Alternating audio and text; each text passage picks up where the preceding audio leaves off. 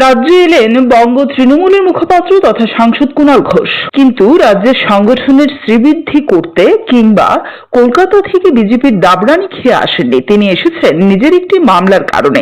2021 সালের 31শে অক্টোবর রাজধানী আগরতলায় একটি জনসভায় তৃণমূল নেতা কুণাল ঘোষের এক মন্তব্যের জেরে এক ব্যক্তি রাধাকিশোরপুর থানায় মামলা দায়ের করেছিলেন। অবশেষে সোমবার উদয়পুর আদালত থেকে তিনি জামিন পান। সেই মামলায় জামিনের আবেদন করতে তিনি ত্রিপুরায় এসেছেন। অবশ্য জামিন পেয়েও যান। তবে পশ্চিমবঙ্গের রাজনীতি নিয়ে সাংবাদিকদের কোনো প্রশ্নেরই উত্তর দেননি তিনি। এমনকি ত্রিপুরায় সংগঠন বিস্তারের ব্যাপারেও কিছুই বলেননি। উদয়পুর আদালতে কুণাল ঘোষের উপস্থিতিতে স্বাভাবিকভাবেই সাংবাদিক সহ রাজনৈতিক মহল, এমনকি আদালতে উপস্থিত কর্মী ও আম জনতার মধ্যেও কৌতূহল সৃষ্টি হয়। কিন্তু বঙ্গ রাজনীতি নিয়ে কিছুই বলেননি। কেন আসবেন আজকে আদালতে ত্রিপুরা? 21 সালটা পুরনো মামলা ছিল। আচ্ছা, জামিনের আবেদন করেছিলাম, আজকে জামিন মঞ্জুর করেছে। কোন কেসের?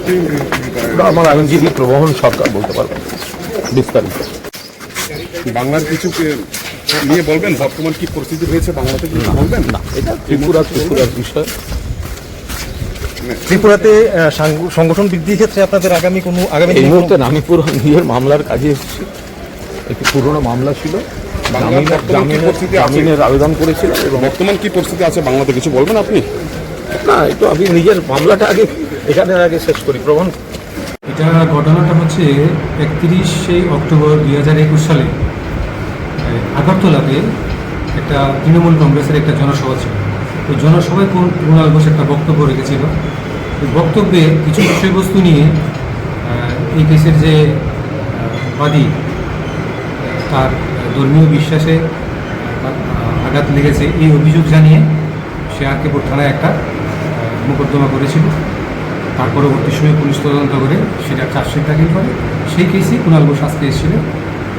আজকে তার আমরা এখানে জামিনের দরখাস্ত করেছিলাম, তার জামিন হয়েছে।